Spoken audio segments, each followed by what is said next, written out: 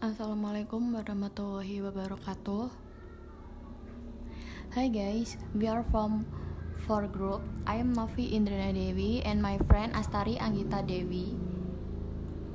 Today, we will discuss about social aspect of interlanguage. Before we explain about our material today, I want to remind you about the material you got last week. It's about interlanguage. Did you still remember about what is interlanguage? Interlanguage is process when we learn L1 acquisition and L2 acquisition. And there are two factor interlanguage. The first is behaviorist and the second is mental. Behaviorist focus on characteristic and mental focus on the process. And now we are going to discuss about social aspect of interlanguage. There are three types of social aspect of interlanguage. The first is interlanguage as a stylistic continuum. It means that interlanguage is consisting of language use. Interlanguage as a stylistic continuum, it's like gaya bahasa. And you can read the paper for the example. And the second is the acculturation model of L2 acquisition. It means how social factors determine the input that learners use to construct their interlanguage. It means culture or kebudayaan. So, if we want to study about English language, so we have to study about their culture. But this culture is not kesenian, but more for the language. Okay, in part T is social identity and investment in second language learning. How the social identities that learners negotiate in their interaction with native speakers shape their opportunities to speak and their ability to learn a second language.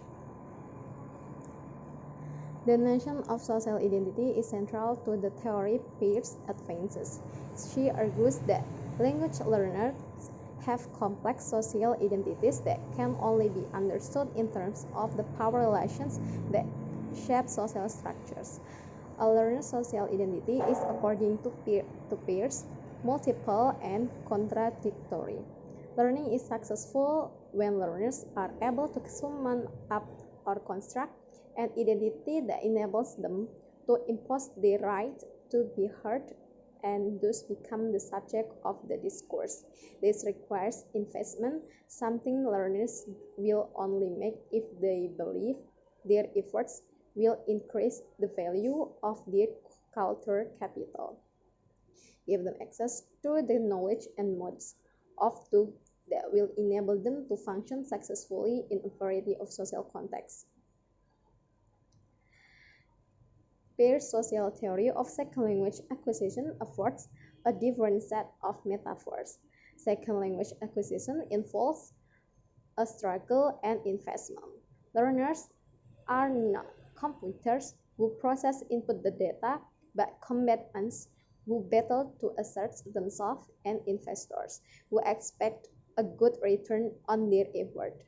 Successful learners are those who reflect critically on how they engage with native speakers and who are prepared to challenge the accepted social order by constructing and asserting social identities of their own choices.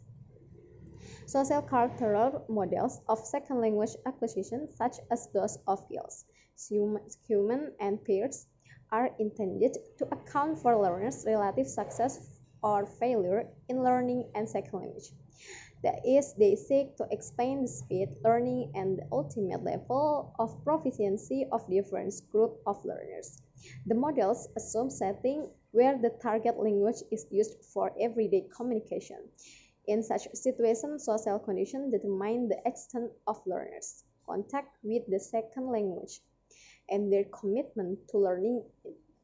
However, sociocultural models may be less relevant to foreign language settings where most learners' principal contact with the second language is in a classroom.